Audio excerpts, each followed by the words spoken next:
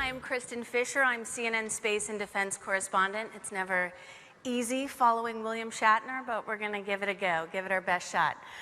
This is our panel on Cislunar economy enabling technologies for a sustainable future. And our two panelists represent companies that are really at the forefront of this new economy. We have Charity Wheaton, who is the VP of Global Space Policy and Government Relations at Astroscale, and Takesh Hakamada, who is the founder and CEO of iSpace.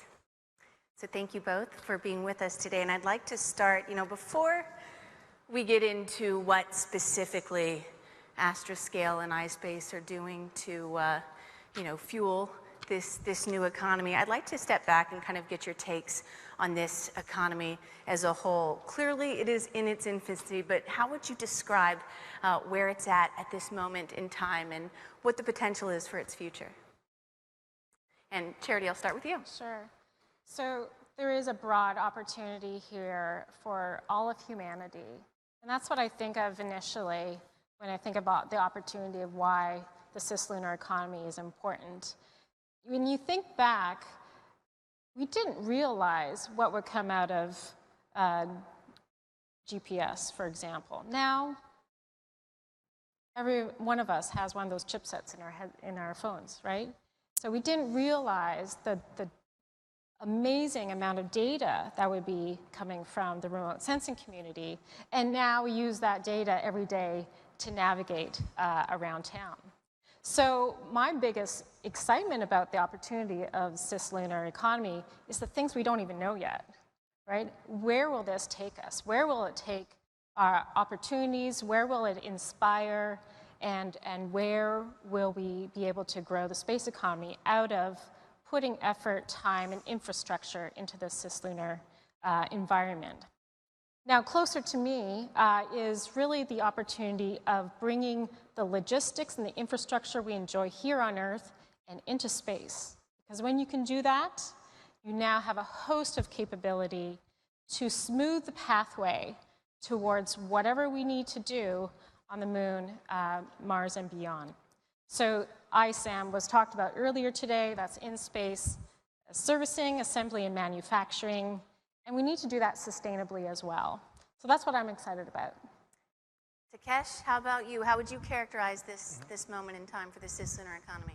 Well, it's a very exciting moment. It's a very early stage of the development of cislunar economy and ecosystem. But I envision the bright future in the long run. Cislunar is the space between the Moon and the Earth. And then in order to support the activity in space around the Earth, I believe we need create the activity utilizing the lunar resources or the lunar capability to support the activity in space. Especially water resources would be important to be sustainable activity in space. And then some of the study already show a big market in the future. PwC last year published a report. In the report, where cislunar economy would become over 170 billion US dollars around 2040. So it's going to be a big market, and then it's very exciting moment. This is the initial phase, opening door for such a big market. Well, and it's also a big moment for iSpace. The company is just a few months away from its first launch and lunar landing. Takesh, can you give us an update on if that mission is on schedule, and more broadly speaking, how iSpace hopes to contribute to this economy down the road? Yep. Thank you very much for mentioning that. We are expecting to launch first lunar lander this year, as early as November this year. And then this is our first mission, 100% funded by the private effort. And then in our first mission, we're gonna bring several payloads, including MBRC UAE Space Agency's lunar rover, and then also the private companies solid state battery module, so on. And then also, more interestingly, we have a contract with NASA to exchange of the lunar regolith on the lunar surface. It's going to be the first trial for the commercial transaction of the space resources on the lunar surface. So it's a very exciting moment to validate the feasibility of the Cislunar ecosystem in the future. So iSpace's activities are really focused on the lunar surface, Astroscale contributing to the cislunar economy in a different way, really. You know, when most people think about Astroscale, I think they really think about your debris removal technology. Can you explain how that is critical, why that is critical for this economy to grow and hopefully someday thrive? Yeah, absolutely. For those who don't know, Astroscale is an in-space services company whose purpose is to provide long-term sustainability for future generations in orbit. And while we're known for the low Earth orbit and geostationary orbit activities, we want the space economy to thrive wherever our endeavors are going to take us. So, for example, life extension services, or maneuverability in orbit, or even debris removal, as you mentioned, end-of-life services, which is really where satellites and spacecraft are prepared to be serviced. And that's a key important issue that drives down costs and lowers risk as well. So there are many flavors of in-space services to bring to the cislunar space economy. And if you can prove them out, if you can show that there's a market in the low Earth orbiting and geostationary orbits, then you can derive that into the cislunar space and towards lunar orbit as well. And these are key technologies to make sure when we invest in missions to go to the moon, that we have methods to reduce the risk due to debris or due to mishaps, that we have capability in orbit so we don't have to wait for something to be manufactured on Earth and then brought at great expense into orbit. We have brought all that infrastructure and logistics into orbit so we can lower the costs and lower the risks and go and do great things. I just think it's so fascinating that I mean, you're really talking about creating sort of clean highways so that we humans can continue to get from the Earth to the moon as this economy grows. I just got back from the Kennedy Space Center for the first launch attempts of the Artemis rocket, about to go back for round 2. And the goal, for those that aren't familiar with the Artemis program, is to eventually build a permanent lunar presence on the surface of the moon, very in line with iSpace's overall vision for a cislunar economy. And I know you have a contract with NASA that can help with them achieving that goal. But can we just kind of go through how iSpace and then how Astroscale are either directly working with NASA or indirectly sort of developing technologies that could help further the Artemis program? And Takesh, I'll start with you. As she said, we recently start involving CLIPS program, which is a commercial lunar payroll service run by NASA. And then we won this contract through the Draper Laboratory. It's our partner in US.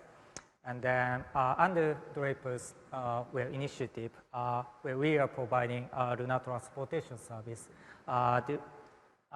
we are designing the lunar lander in US. And then the mission is to send the NASA's payload, scientific payload, to the South Pole and then far side of the moon.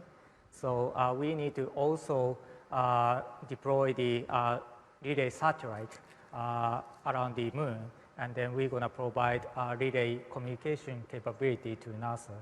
And then this is a very important mission, I think, to support the future NASA's mission for the Artemis program as well, to understand the lunar surface environment, and then also the providing the communication relay capability for the sustainable missions on the lunar surface. And then our intention is to provide frequent lunar transportation service to the NASA and then our other government or the private customers. And then such a high frequency, we're gonna plan to provide 2 or 3 times per year basis. And this in the future. And this frequency is important to accelerate the development and the understanding of the lunar surface. And then, open the more opportunity for the sustainable presence on the lunar surface and then also the development of the cislunar economy. You say 2 or 3 missions per year eventually. How long do you think it will take for iSpace to get to that point where you're doing missions with that frequency? Yeah, we are planning to start multiple missions per year from 25. That is our target. And then we are planning already 3 missions before them. First mission this year, and then second mission is 24, and the third mission is 25. 25 mission is for the NASA Eclipse mission. And how about the launch providers? I know for the first mission it's SpaceX. Do you have other launch providers lined up? Well, we have contract with SpaceX Falcon 9 for the first 2 missions, and then also we think that SpaceX can have enough capability, frequency to provide their launch service, several missions per year basis, but also our business is expanding globally. So we may work with other launches in the other regions as well. So our lander is designed to fit to the several other launches in the future. Charity, when people think about Astroscale's debris removal technology, the connection to an Artemis program may not be quite as obvious as what iSpace is doing. So can you explain how Astroscale and some of the technology it's developing could help the Artemis program and its many international partners? Sure. While Astroscale is not directly involved with the Artemis program, Astroscale kind of works on 3 pillars, by the way: technology, business solutions, and policy development for the ISAM economy. So looking at the technologies, of course, we have a demonstration in orbit today called ELCD, the End of Life Services by Astroscale demo, which was proving out the capture of using a magnetic capture mechanism and release of a client satellite. And that is key because that's going to help, like you said, pave the pathway and make sure the pathway is clear for these other missions. The other item, looking at business solutions, if we can drive down costs for these, what have been traditionally very expensive operations, the servicing missions are usually billions of dollars. If we can drive down that cost, we're helping NASA and we're helping the future of the program by driving down those costs and being able to be contributors to that.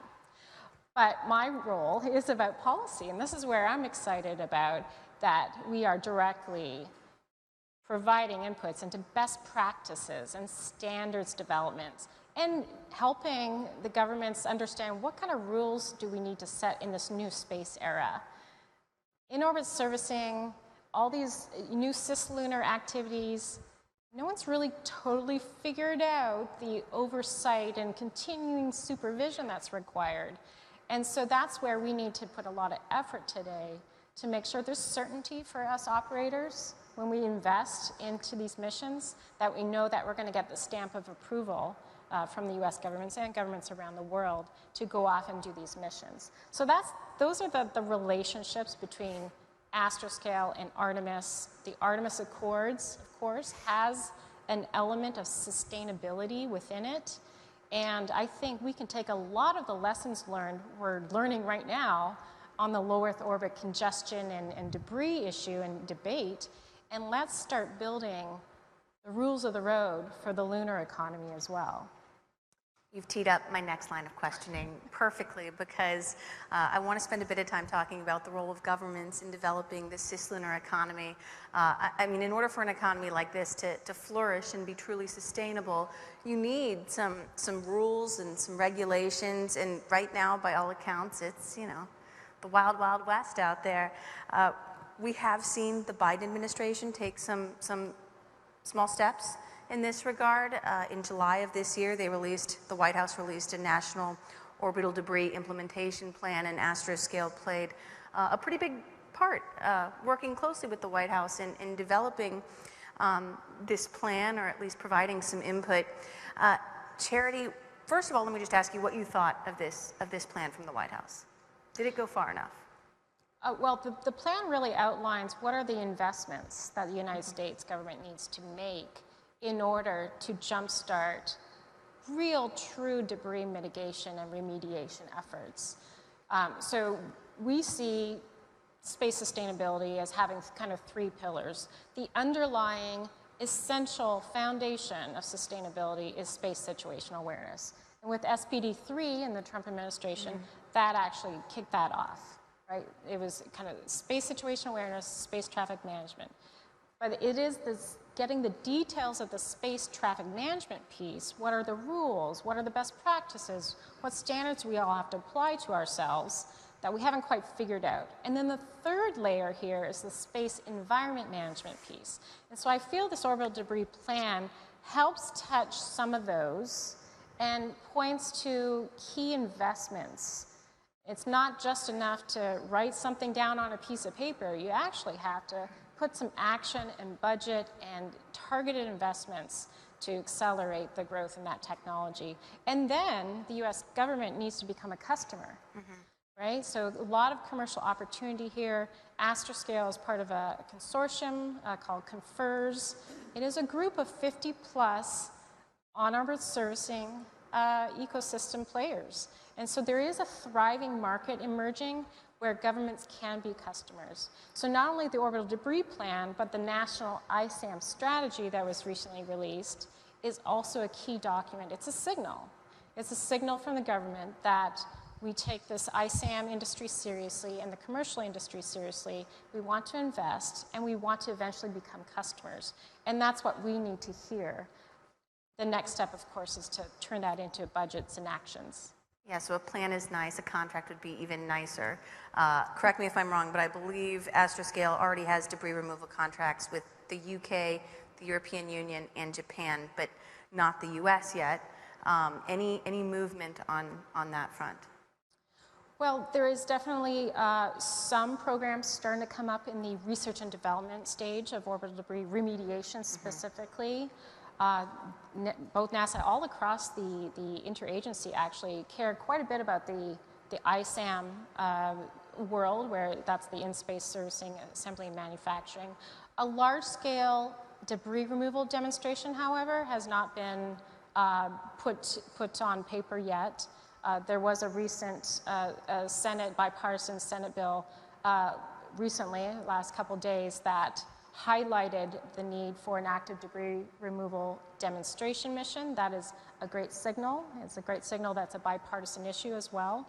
So you're right, Japan has invested in a program. ESA has invested in a program. The UK has invested in a program. And I think it's time for the US to do it as well.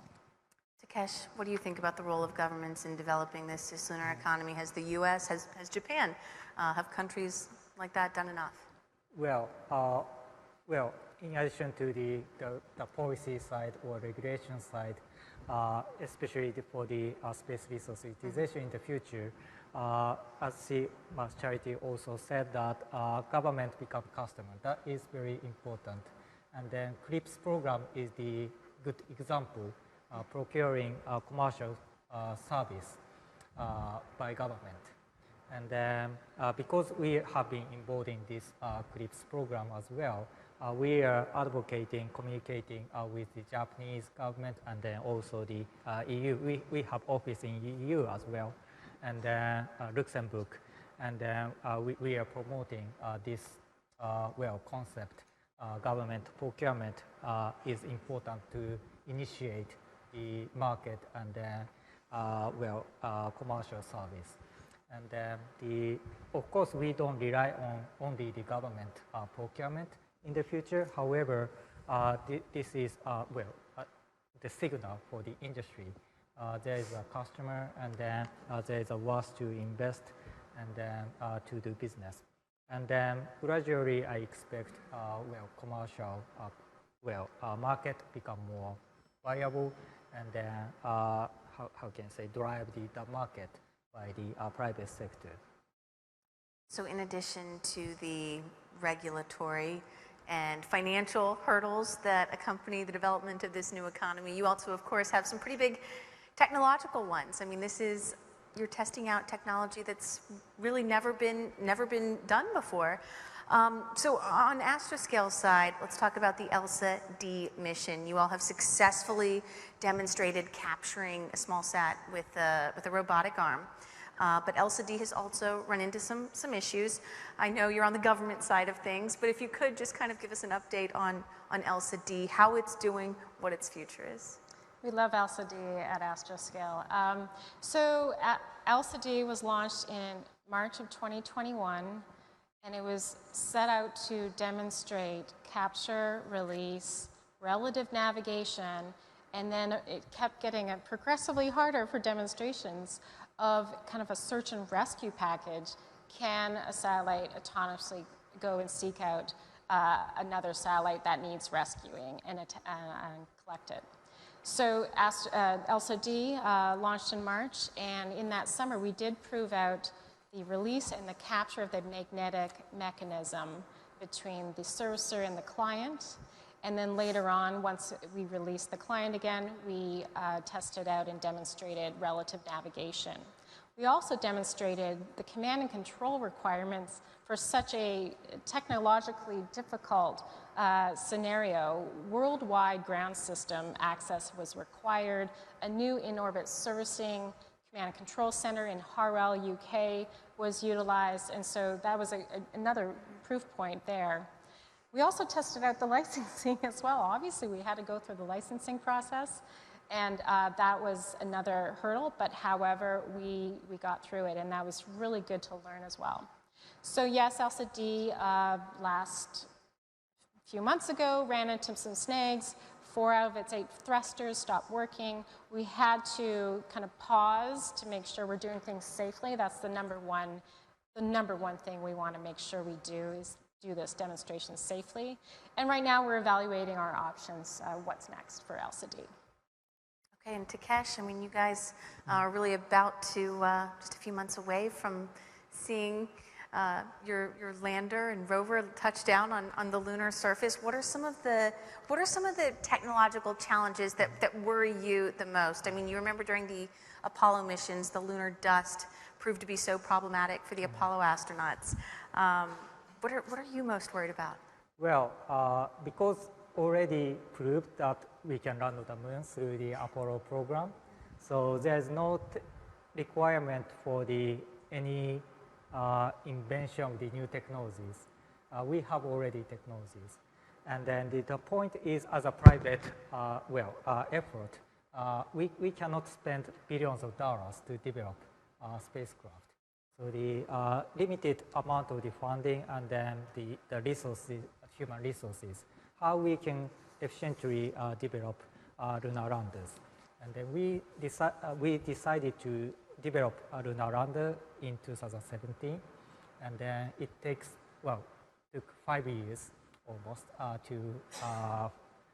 to complete the development. And then along with that development, I think the technical challenge, the most difficult part is landing phase, especially guidance navigation control software to control the propulsion system. And then we need to autonomous control because we cannot operate from the Earth in the short of the time of during the landing. So we are working with Draper Laboratory. They have already experience through the Apollo program, and then we have very good advantage. Their capability, we can have reliable, very reliable guidance navigation control software developed by Draper Laboratory. So we have very good chance of the success of landing on the moon. All right, well, with almost exactly 5 minutes left on the clock, I want to ask both of you the same question. Charity, I'll start with you. What is the #1 thing that is driving the cislunar economy, and what is the #1 thing that you think is really holding it back?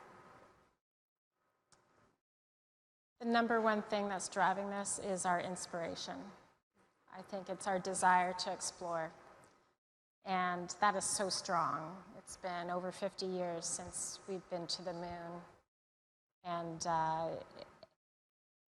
there hasn't been other nations to the moon. There haven't been women or people of color that have walked on the moon. And this is really what is inspiring for Artemis specifically. The cislunar economy, you know, this is so important to the public. It's important to us. We use space so much every day. Today, you probably use dozens of satellites to get here. And so the #1 thing that's pushing us forward is the need to move further in space and see what surprises and challenges and opportunities that leads us to. The #1 thing holding us back? Well, there's several things. Maybe I can talk about, you know, safety. To do this safely and sustainably. If we just go out there like gangbusters and don't think about the path we're leading to the cislunar economy, we'll find ourselves in an untenable situation where we're just building in more cost because the way we've designed spacecraft or the way we're operating and behaving in orbit, we've set the wrong standards or the wrong behaviors. We need to get this right before it's too late. Wherever humans go, we tend to make a mess of it, don't we? I don't want that to happen on our way to the moon, Mars, and beyond. Takesh. Well, I would say driving force is entrepreneurship. Someone have to take a lead and then move forward. And then, that is very critical to make things happen. And then, on the other hand, the factors to stop is, fear to failure. Still, space is challenging. And then we cannot expect 100% success every time. So something happen probably in the future. Maybe some of failure, but we have to move forward even the failure. And then the people here is living in the space industry, but general people react failure very, how can I say, wrong way, what we don't expect. So if we, how can I say, could not fight with such a, how can I say, atmosphere, it's really hard to push forward. So we need to understand, there could be some failure, but we still need to keep investing, and then reach to the success. That is, I think the important. Well, Takesh, Charity, thank you both so much, and thanks all of you for listening. That's all the time that we have. Thank you. Thank you very much.